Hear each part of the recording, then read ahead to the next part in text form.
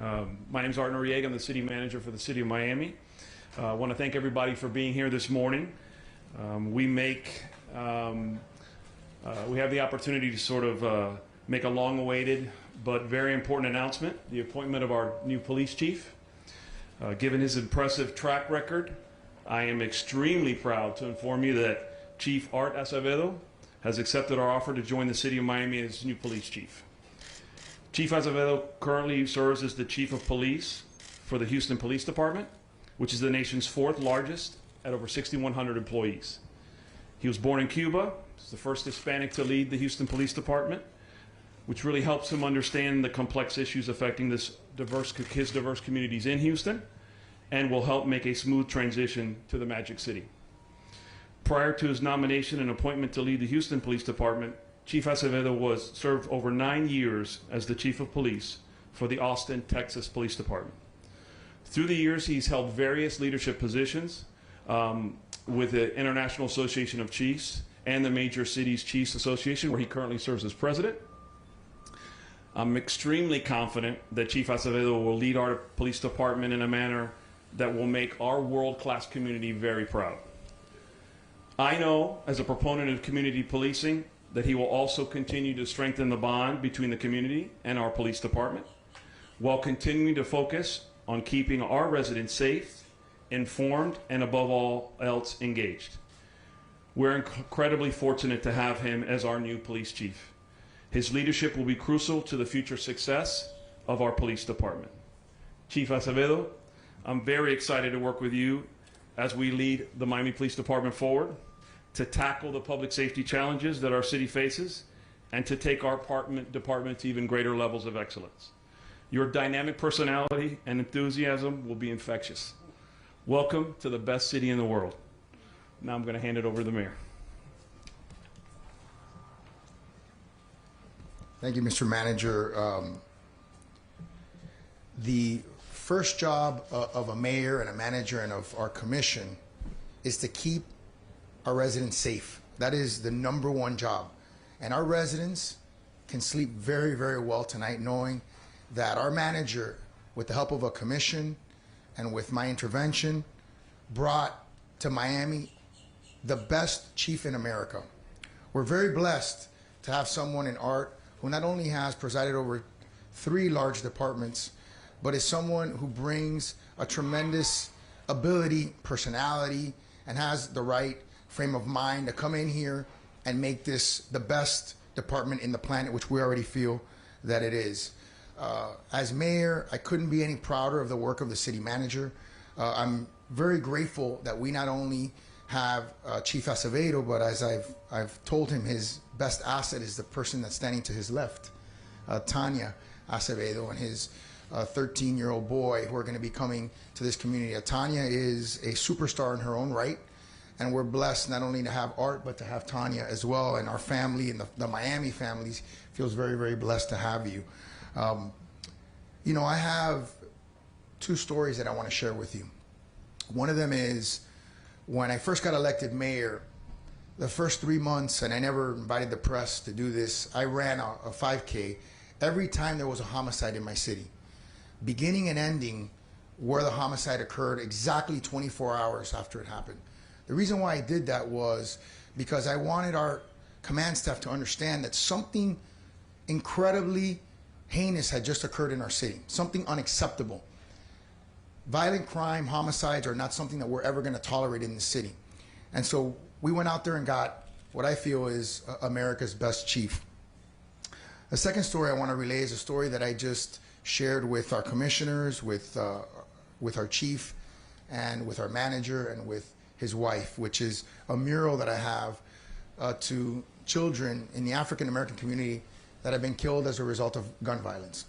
And for me, it is intolerable for that to occur in our community. And again, I think it is of incredible importance that our manager, and with the help of the commission and with the profile that this city has, was able to attract someone of Art's talent, which is incredible. I was blessed to be able to speak last night to Mayor Turner from Houston, who's a dear friend on the executive committee of the U.S. Conference of Mayors.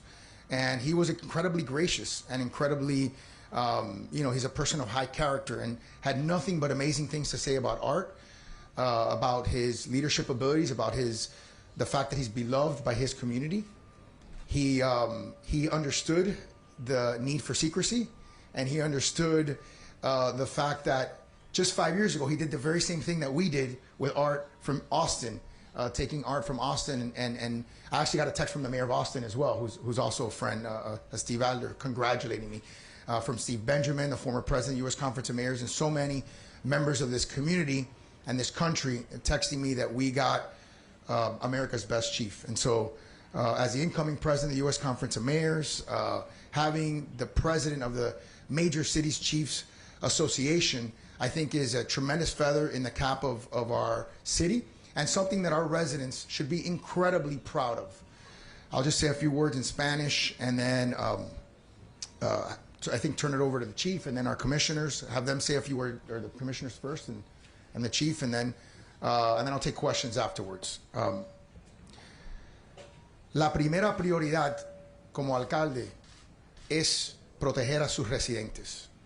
No hay ninguna prioridad más importante que eso. Así que para mí es un gran privilegio poder anunciar que hoy conseguimos y atraímos el mejor jefe de los Estados Unidos para ser jefe de la policía de la ciudad de Miami.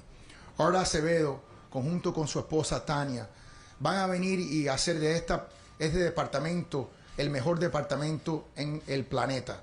Para mí, cada vez que hay un crimen, cada vez que hay un homicidio, me duele, me afecta.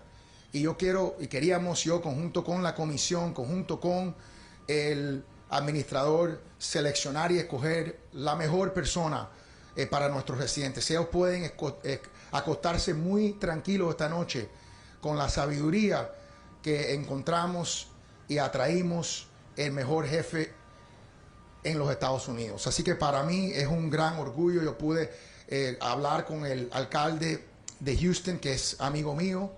Houston es una ciudad dinámica, es una ciudad en cual el tamaño del departamento de policía es el mismo tamaño de nuestra ciudad. Tiene un presupuesto de $1,000 millones. Él supervisa más de 5,000 policías. Aquí nosotros tenemos 4,500 empleados. Así que es un gran privilegio y un honor no solo atraer a Art, que es una persona de los más alto calidad, pero también a su esposa Tania, que es una superestrella y que nosotros estamos muy contentos de tener a su familia, a su hijo de 13 años aquí. Él es alguien que ha tenido éxito en todos los lugares en cuales él ha estado y no tenemos la menor duda que él va a tener éxito aquí. Así que le quiero dar primero la palabra a mis comisionados que se expresen. Entonces quiero darle la palabra al jefe de la policía nuevo, y entonces después de eso me gustaría contestar cualquier pregunta que tengan ustedes. Comisionado, por favor.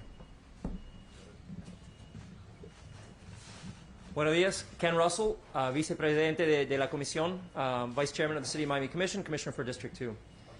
Chief Acevedo, welcome to Miami. Bienvenido a Miami. Thank you for joining us here, and thank you for accepting this offer. As many of you know by our charter, the elected leadership is not involved with the selection of the police chief. And we are very thankful that our city manager is very cognizant of not only the issues facing our community, but our country as a whole. And in choosing someone like Chief Acevedo, the manager is recognizing that Miami has an opportunity to lead the country out of a very difficult year of polarized conversations on policing. This past year, through the protests over the death of George Floyd, people were pushed to one side or the other of a conversation where you either defund the police or you believe in law and order.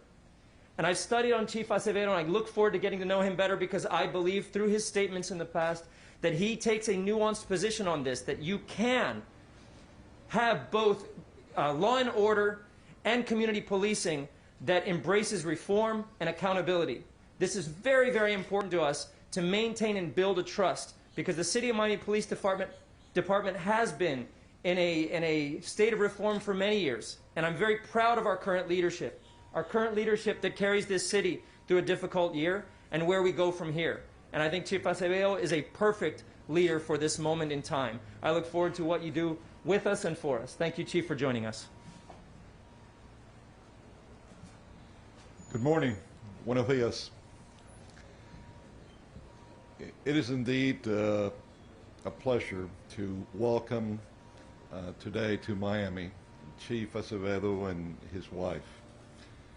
Es un orgullo dar la bienvenida en el día de hoy a el jefe de la policía Acevedo y su esposa. Just like in those old Tarzan movies that you see the elephants at a certain time of their lives, they all head to one place. They tell me that we Cubans do the same thing with Miami. No matter what part we're scattered around America, we all end up migrating back to Miami. But that's not the reason that Chief Acevedo was picked here. Might be one of the reasons that he also wants to come back, because it's the sort of coming back home to him. Even though when he came, even at a younger age than I did, when I was 6, he came at 4, his family went to California. But the manager met the single criteria that I asked him for in the next police chief.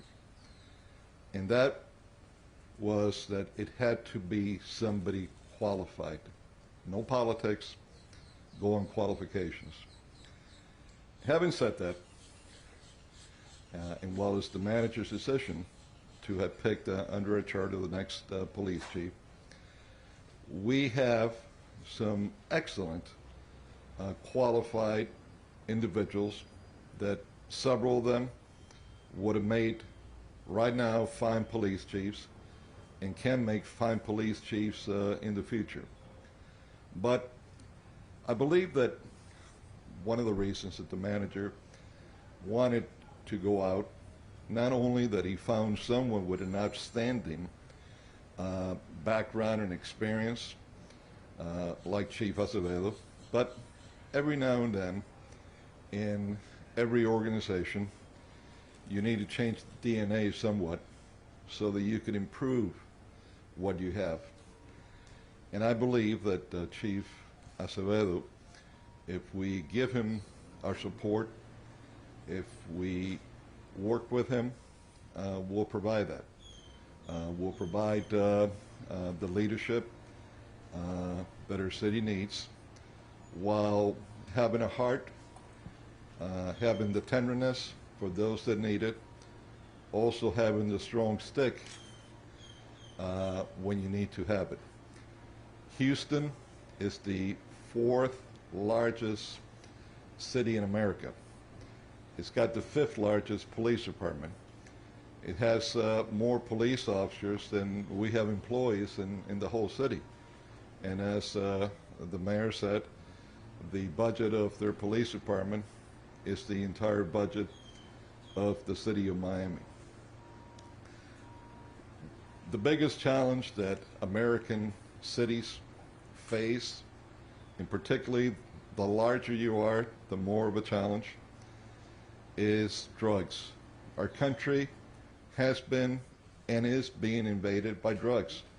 The vast majority of the shootings that we have in Miami, the vast majority of the robberies that we have in Miami, they're related in one way or another to drugs. Just about every one of our kids that have been shot or killed in the streets is because of drug gangs fighting with one another for territory. So this is going to be the biggest challenge that a new police chief will face. How to confront that #1 problem in the city of Miami that frankly is the #1 problem in America.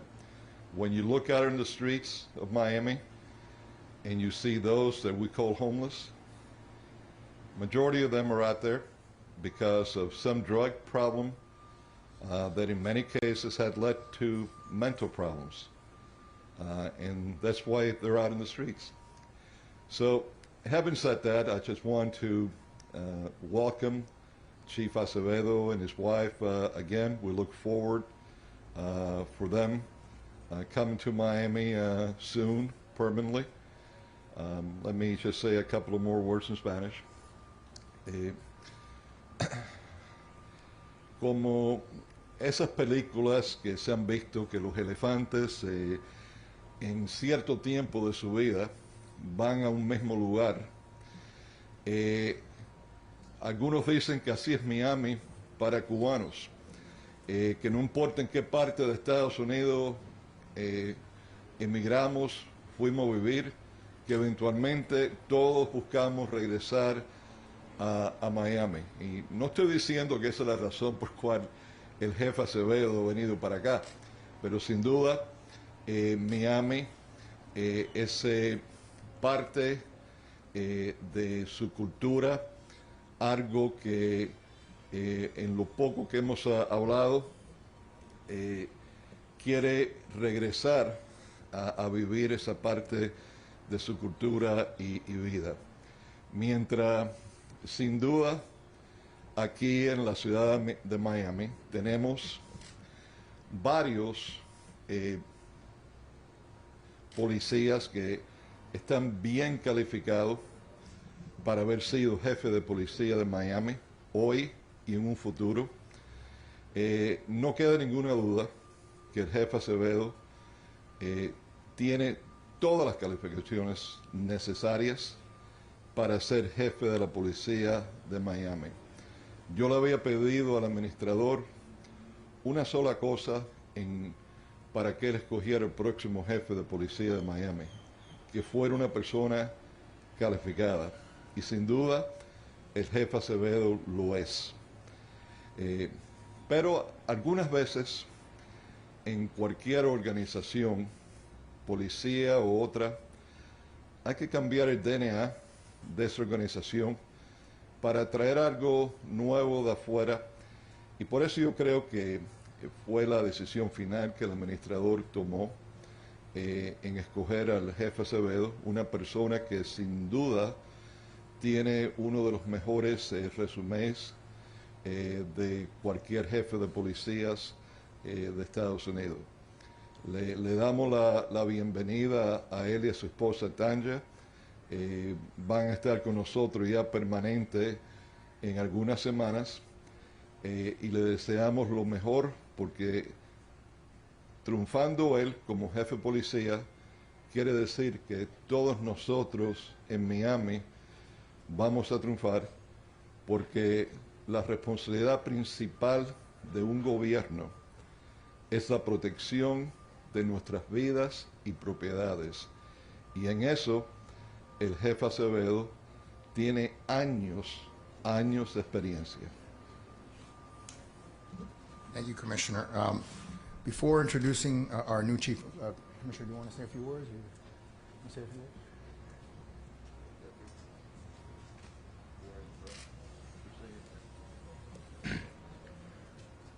Good morning. As I understand the story, the manager reached out and said, Houston, we have a problem. We need your chief. And then the rest becomes folklore. Welcome. I just saw an interview that he did last week, pretty much telling the Texas governor that he was a joke, and I knew then that he was a pretty good guy. Welcome to town, you and your family. It's always great when the good people come back home. Here we have a lot of challenges. If anyone is up to those challenges, I understand that you are.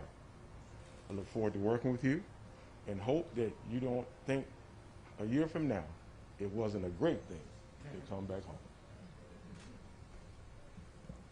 Thank you, Commissioner. Before I introduce the chief, I just want to again thank former Chief George Colina. I want to thank our interim chief, Ron Papier. Thank you so much, and thank you for being here. And I want to thank all of the candidates, many who are here. In fact, 4 of them who are right here. who did an excellent job throughout the process and were extremely deserving of the opportunity. And, you know, one of the things that the chief relayed to me was that he is a maker of chiefs. He's had a great career helping people become chiefs as well and being a mentor for senior leadership. So that's something that we're excited about. So without further ado, I'd like to introduce our new Chief Art Acevedo.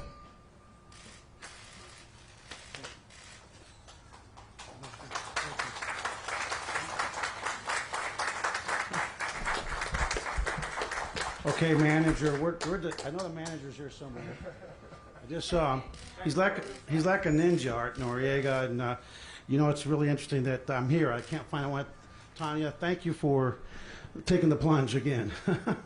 It's a journey of faith into public service, and you know, there's a discussion whose selection is it mayor, form of government, strong mayor, form of government, city manager, form of government, and what I'm looking for as a leader and as a police chief is a functional, united form of government. And the reason I'm here is because I believe that God meant for us to be here on this day, because I'm a person of faith. I'm not afraid to talk about my faith. Every door that's open is opened by the good Lord up above, and every door is closed, it's on His time. So I'm a little fearless, to be honest with you. I'm not sure I would hire myself. So I think Commissioner mentioned that I said some things about the governor in California, in Texas, but I can tell you that we're living a time in our nation's history where the American people are hurting, where the crows are coming in, the chickens are coming in, the roosters coming in to roost, whatever that saying is. And there's a lot of pain in this nation. And unless we take the time to feel that pain, process that pain, acknowledge that pain of communities of color that disproportionately are impacted by bad policing, we will never get beyond the summer of 2020. And I can tell you, Mayor and Art, that I wasn't looking for this opportunity, but in my heart, I knew that my mayor, Sylvester Turner, who's a phenomenal leader in Houston, I knew his time was coming up. And I was contemplating what's next, because politics are not in my heart, because as you know, I have no home. I piss off the left and the right, to be honest with you, because they're both, when they're an extreme. But service is in my heart, and making a difference is in my heart. And what people need to understand that our communities are watching us as leaders, not just for what we say and do, but what we fail to say and do. And for communities that are communities of faith, God's doing the same thing, and we're not fooling Him when we're not doing His word in deed, but only in mouth. So let me just close real quickly, because I know I'll be back, and I want to open it up to questions for the mayor and the city manager. But to the police officers here from Miami Police Department, I love cops. I love good cops. And guess what? The communities that need you most are disproportionate communities of color and poor communities, to include poor white communities, because there's a lot of poor white people in this country, and nobody talks about them, and they wonder, why are they so mad? Because nobody talks about them. I'm here to tell you that when you do the right thing, I will lose my job before I sell you out. But if you want to be a member of the Children of the Corn that come to work every day figuring out how can I abuse somebody, how can I make the good look bad. We know that it only takes one Ferguson to set us back decades. I can tell you, you might as well resign, because we will not tolerate mediocrity at the Miami Police Department. And I will not apologize for getting rid of mediocrity, because when you allow mediocrity to fester, the community sees it, they know it, and it spreads like a cancer. I want to be your surgeon, Mayor, and I got to get used to the new commissioners. I got to get used to that now. And city manager, but I can tell you how you guys pulled this off. It was really, it was God's work. And this man, I met him, but almost 4 years ago, 3.5 years ago, we were, as the president of the Major State Chiefs, we had to go to Washington to talk about universal background checks and to talk about how do we make our streets safer from violence. Not how do we take away guns from law-abiding Americans of sound mind, but how do we keep guns out of the hands, crime guns out of the hands of the criminals who's those children's faces out there. See, nobody's talking about the victims. Nobody's talking about those names. Nobody's talking about the police officers. My 3 police officers I buried last year. Christopher Brewster, and I better not start saying the names, I'm going to start crying.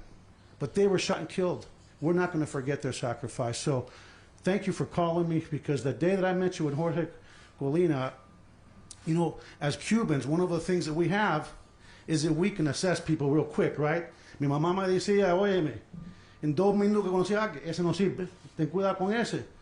We can assess people, and we are in the people business, relational policing. It's about transparency, it's about respect, it's about engaging people in the good times so you can build the emotional capital that's sure to come, that you're going to have to draw on in the bad times. And it's about accountability. And accountability is a two-way street. And when we do that, we'll build trust. But this man and Art Noriega is they're closers. Where is he? Where's Art? Oh, there he is. Yeah, trust me, he's the quiet assassin. Don't let that quietness fool you. Pero Arturo Noriega y el alcalde me llamó y me dijeron que, oye, queremos que traiga aquí. Si mi papá y mi mamá lo hubieran dicho, el día 12 de diciembre de 1968, llegó este niño, 4 años y medio, a la Casa de Libertad aquí en Miami. Ustedes saben que eso era dos barracas del ejército. 2 semanas estuvimos aquí. Mi papá y mi mamá me decían, oye, acuérdese que este país nos está dando el regalo más grande que puedes tener. Y esa es la libertad. La libertad de perseguir tus sueños, la libertad de hacer lo que tú quieras hacer. Y también nos dijo, que acuérdate que el peor día en los Estados Unidos con la libertad es mejor que el mejor día en el comunismo. Así que quiera decirme que soy socialista, que me diga mi cara, porque yo soy gusano, padre gusano, y seguimos siendo gusano. And I will close in English real quick. 12/12/68, we got here. If somebody would have told my parents that we'd be coming back here, they'd say, it'll never happen. But he took us to California to be with my aunt and uncle, and he wanted us to assimilate to this culture. But my father told me, and told my brothers and sisters, just remember, we have gotten the greatest gift of all here in Miami when we got to the House of Liberty, the process as refugees, the gift of freedom.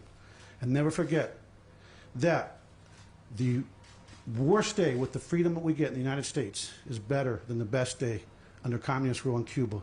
So thank you, Mayor, thank you, City Manager, thank you to the commissioners for welcoming me, and HPD to Miami PD. If you think that you have figured me out, good luck, because I tell you right now, nobody thought I'd be here. Don't try to predict me, but you can know this. I got your back. We're going to go work. We're going to move on, and let's start making some chiefs, because I see a lot of good people here. God bless you all. I look forward to this opportunity.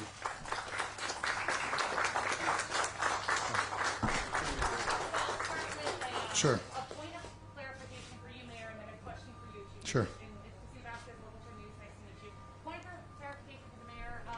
One, when exactly does he start, nuts and bolts? And Sure. two, you had mentioned that was my intervention. What is Sure. that mean? So let me answer question number 1. The first question is, he's going to start somewhere between 4 and 8 weeks, depending on how he finalizes things in Houston. We obviously pushed him to start earlier, but he pushed back out of respect for his mayor.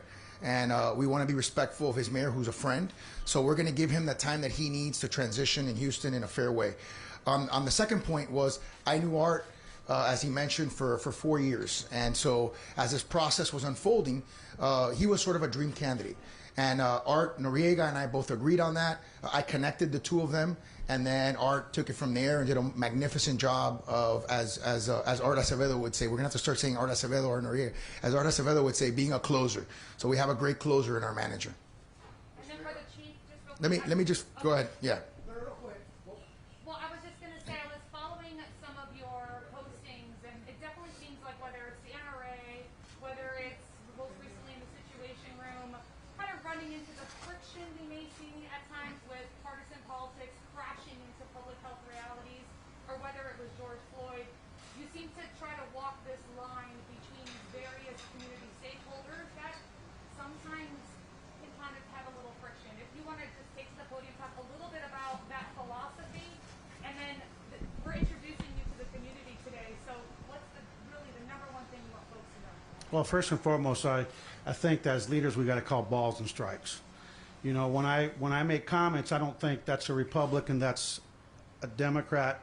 When I make comments, it's about leadership and the impact it has on the communities we serve and the safety of the public and our police officers. And you know, what's interesting to me to these, you know, we talk about Republicans and Democrats, but when it comes to municipal policing and municipal leadership, whether it's the city manager or these elected officials, they got to keep the water running, they got to get the lights on, and when people call 911, they want us to get there quickly. So what we are talking about is results. And so, again, people are watching, and they need to know what you're made of, what your heart's made of. I think that when you think about Houston, Texas, the fourth largest, soon to be third largest city in the country, the most diverse big city in the country, minority majority city, and you look at the fact that George Floyd was taken from that community, and you look at the fact that that community, we were the envy of some of the other big cities. You didn't see our city burning. Because let me be real clear to the criminal element, and I said that in Houston. Do not confuse kindness for weakness. Let me say that again. Do not confuse kindness for weakness. We believe in social justice, we believe in social reform, but we also believe in the rule of law.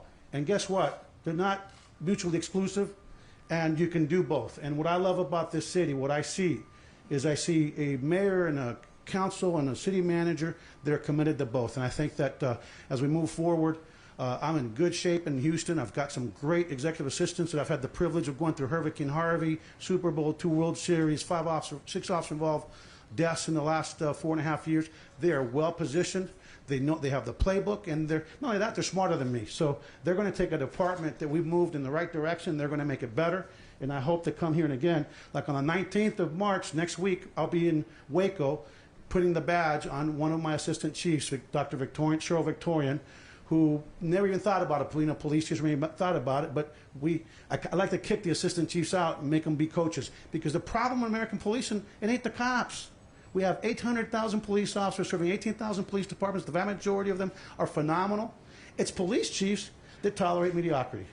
And we're a city pursuing excellence, just like Houston's pursuing excellence, and that's what we're here to focus on. It's excellence, safety, and relationships. Chief Acevedo, por favor, Ana Cuervo, de Telemundo, bienvenido a ¿Cómo nuestra está? ciudad. Le quería hacer una pregunta. Desde el verano, especialmente en nuestra comunidad hispana, aquí se vio una división que está a favor de la policía o a favor de la manifestación y lo que protestan es contra el abuso policial. Según el comisionado Russell, usted piensa que eso no tiene que ser dos polos opuestos. ¿Puede explicarle eso a la comunidad? Mira, porque la verdad es que no es uno a la otra. Los que están protestando no están protestando los policías buenos. Los que están protestando son los socotrocos que abusan, los abusadores. Y al fin del día, la comunidad que está protestando no dice que no quieren policía, lo que quieren mejor departamento policíaco. Y quiero decirles que los que los apoyan más a nosotros son los que están protestando, porque desgraciadamente muchas de esas comunidades que son comunidades de color, el crimen sabe no lo afecta a esa comunidad. And what I said is that, she asked really quickly, this summer in Miami, you had people protesting the police and people talking about law and order.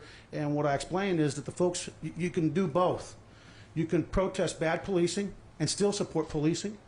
And you can solve crime and hold people accountable, but following the constitutional requirements that we are required to follow as police officers and soldiers of the law and servants of the law and as a police services agency.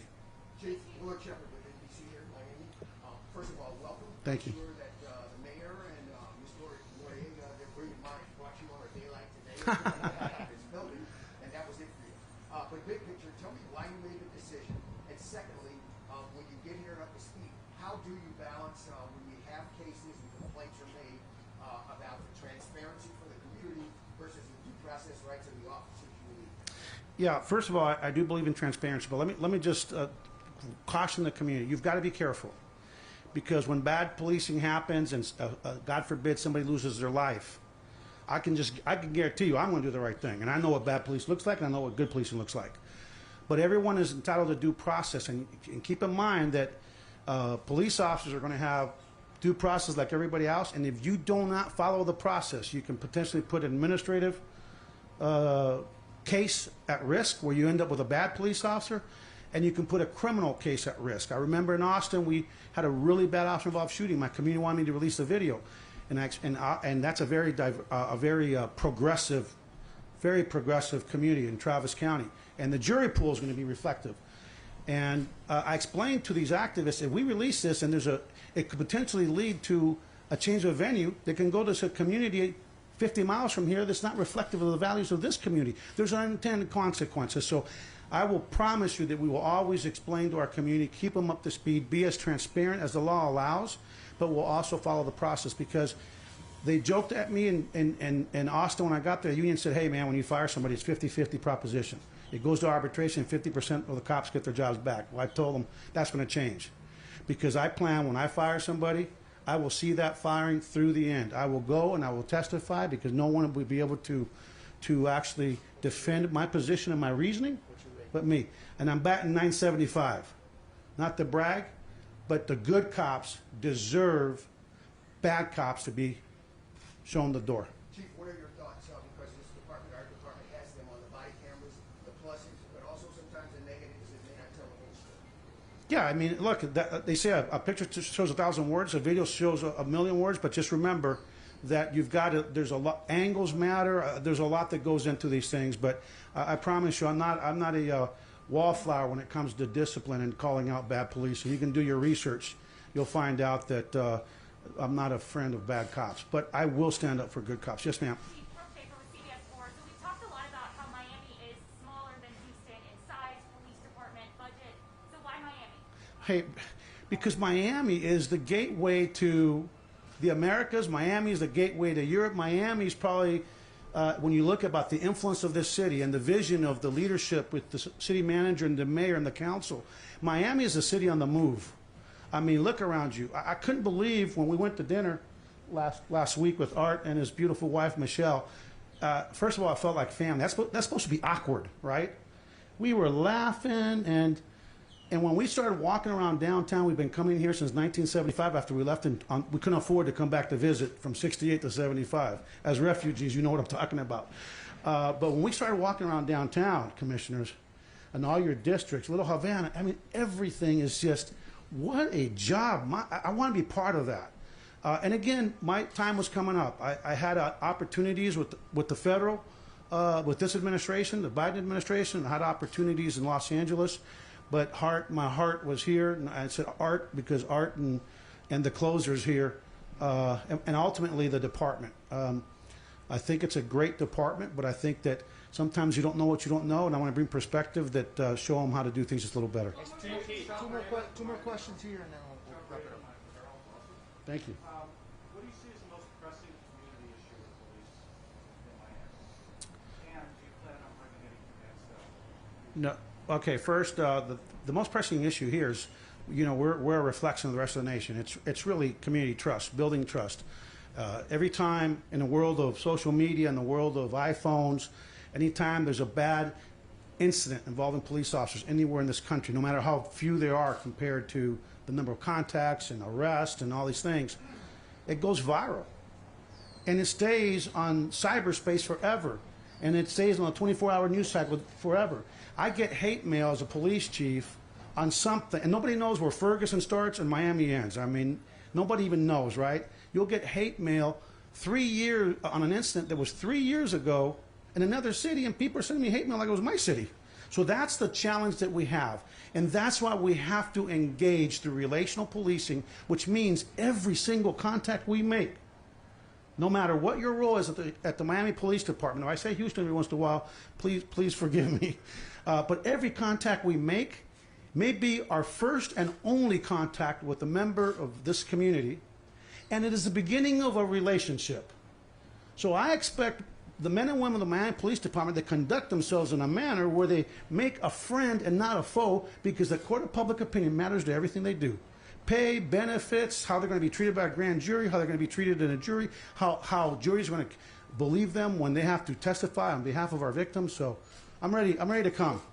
Last one. Phil Crazen, NBC, also good to see You look familiar. Yeah. Miami's a unique city. What's your thinking about working with, you know, the political dynamics, the leadership here, the mayor, the commission? What for people who oversee what you do, what's your thinking about how you'll be working with them? I think that what I love about Texas, right? And by the way, for those of you who don't like, I love Texas. I mean, it is a wonderful state. that Texas bravado, don't mess with Texas. You don't understand it, kind of like Boston until you go there for the first time. But what I loved about Texas for 14 years is they appreciate straight talk. And what I love about this community is we're the same. We're going to speak truth to power. Especially Hispanic culture, we may fight, but we'll love each other and we'll fight with respect. And I think what we've lost in our country is that we've lost the art of disagreeing without becoming disagreeable. I don't care who you voted for. I don't care what party. All I care is what's in your heart, right? And what do we want to do? What do we want to accomplish? So I think that mi mamá decía que no tiene pelo en la lengua, right? No tiene pelo en la lengua. Doesn't have any hair on his tongue. That means he'll tell you what it means. You will always know what I'm thinking, because familiarity does breed trust. So I look forward to working with you. Thank you all very much.